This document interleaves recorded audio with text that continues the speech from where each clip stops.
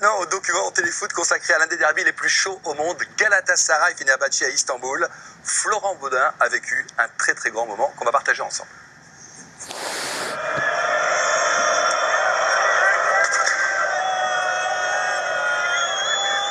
C'est le match à gagner de la saison, faut pas se louper.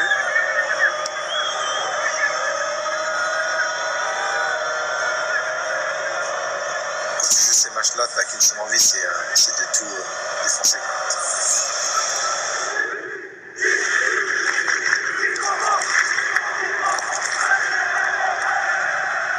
Ce n'est pas une question de religion, ni de politique, ou même de classe sociale.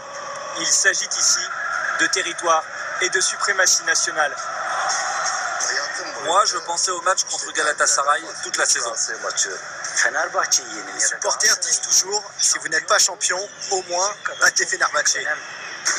Comme terrain de jeu, une ville-monde coupée par le Bosphore en deux continents sur la rive européenne, Galatasaray en Asie, Fenerbahçe, deux équipes de stars qui depuis plus de 100 ans se battent pour la conquête d'Istanbul et perpétuent l'histoire d'une rivalité brûlante.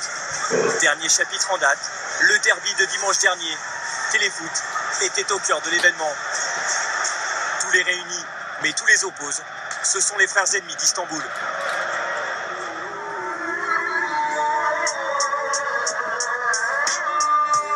Istanbul, quelques jours avant le derby, nous avons rendez-vous avec les anciens Lillois Aurélien Chedjou et Moussasso.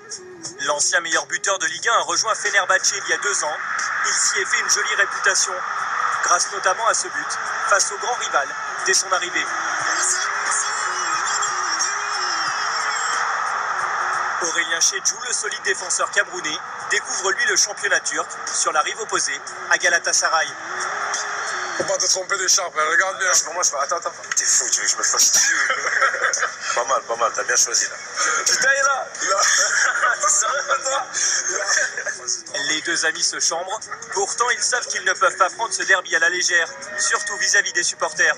Tu te dis que si tu te gâtes là. Ah, c'est mort. C'est mort. Quand vous arrivez, tout de suite, on vous accueille à bras ouverts, mais on vous fait comprendre que le maillot que vous portez, il est assez lourd. Et voilà, on a gagné la première manche au match aller, 2-0. Facilement. Hein, Aurélien? Au match aller, on n'a pas insisté. C'est un truc qu'on doit à nos supporters. Mais ce match-là, il va falloir le gagner avec la manière, quoi. Si on prend tous les derbys du monde entier, c'est le seul qui donne la possibilité aux supporters et aux joueurs de se concentrer uniquement sur ce match de la saison, avec cet espoir de se racheter éventuellement d'une saison ratée en gagnant le derby. Cette pression, elle émane aussi des médias et des nombreuses émissions consacrées au football, où il n'est pas rare de voir les journalistes afficher leurs préférences. Bienvenue. Ça va très bien. Bon, avec beaucoup de respect pour Galatasaray, qui est une très très grande équipe de Turquie, mais je suis fan de Fenerbahçe, donc forcément Fenerbahçe.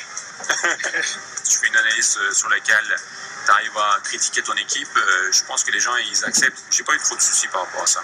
Moi j'essaie de faire en sorte que Fenerbahçe reste à côté dans ma vie privée et que dans ma vie professionnelle j'essaie d'être le plus objectif possible.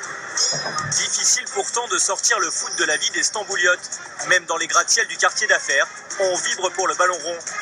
Dans le monde de la finance, Mourad Sagman est une pointure, mais cet ancien du lycée francophone de Galatasaray est surtout un supporter acharné de son club de cœur. Depuis cet âge-là, je supporte Galatasaray, je vais à tous les matchs, que ce soit en Turquie ou bien à l'extérieur. Si nous on gagne, c'est vrai que j'ai du mal à joindre des amis de Fenerbahçe où les téléphones sont fermés. Ici, quand on se marie, le beau-père demande toujours quel club tu soutiens et parfois, tu vois, ça crée des différences. Moi, j'ai vécu, mon beau-père a demandé et puis j'ai dit Galatasaray, il était de Galatasaray, bon, il n'y a pas de problème. D'avoir un derby, ça te permet de sortir de ta vie normale et pour un jour d'être dans un carnaval, dans une fête, surtout si tu gagnes.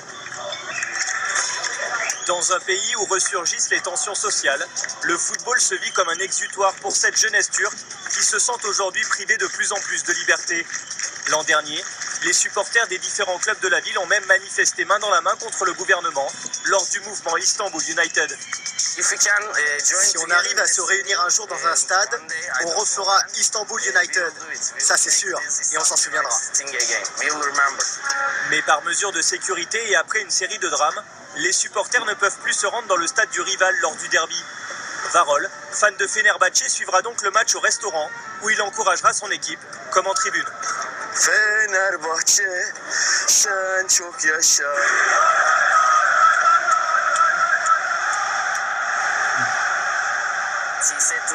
En mourant, mon grand-père a donné une cassette vidéo de Fenerbahçe à ma grand-mère en lui demandant de me la transmettre pour que je devienne un supporter de Fenerbahçe. Je le suis donc depuis ma naissance. Seni sevgim bu dünyada Fenerbahçe. Dimanche, jour de match dans le quartier de l'ancien stade Ali Sami Yen. Aujourd'hui, remplacé par ces immeubles en construction. C'est dans cette rue que se réunissent toujours les supporters les plus fanatiques de Galatasaray.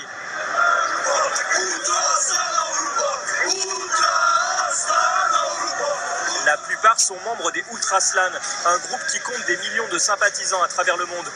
Nous retrouvons Ossan, qui vient de la région parisienne. Là, c'est la rue qui est juste derrière l'ancien stade. Au fait, avant, ça se rassemblait ici pour aller directement au stade. Et c'est une tradition qui continue aujourd'hui. On est le groupe de supporters le plus grand du monde. Et partout où l'équipe se déplace, il y aura forcément un Ultraslan qui sera là, quoi. Drôle d'atmosphère autour du stade avant le match. Un mélange de fête foraine et de tension. Une tension liée aux mauvais résultats de Galatasaray ces derniers temps, mais surtout à l'idée de recevoir l'ennemi juré. Le football en Turquie est devenu un vrai business. Et ce qui compte maintenant, c'est les bénéfices qu'on peut tirer de cette rivalité. Avant, c'était plus amical. On essayait de regrouper les supporters des deux clubs au stade, mais aujourd'hui, l'ambiance a changé.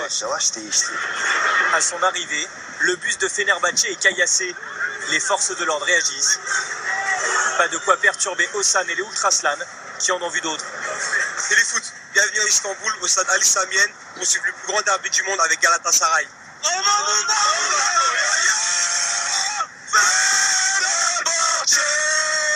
Un chant d'insultes à l'égard de Fenerbahçe qu'on ne vous traduira pas. Le ton est donné pour ce derby, disputé dans le stade de foot qui détient le record du monde du plus gros volume sonore. Coup dur en revanche pour Aurélien Chedjou, qui souffre de la cuisse. Il déclare forfait. De l'autre côté, le match sera compliqué pour Moussasso qui sortira à un quart d'heure du terme. La partie est très tendue, l'arbitre dépassé. Il sortira 16 cartons dont 2 rouges. Emre, le capitaine de Fenerbahçe, perd son sang-froid face à Felipe Melo. Il est expulsé juste avant la pause. Et le Brésilien en rajoute en lui tirant la langue.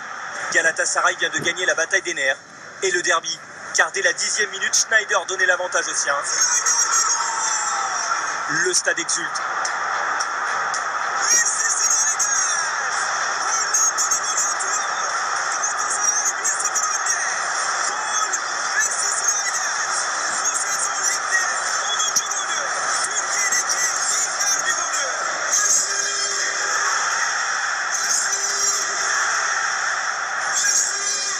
Ce sera le score final.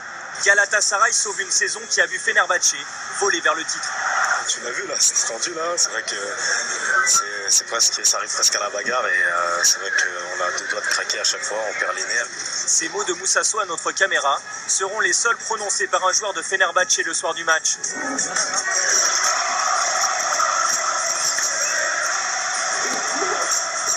Aucun titre ne rachète l'humiliation d'une défaite dans le derby. Et l'espace d'un instant, Istanbul n'a plus qu'un roi. Il s'appelle Galatasaray.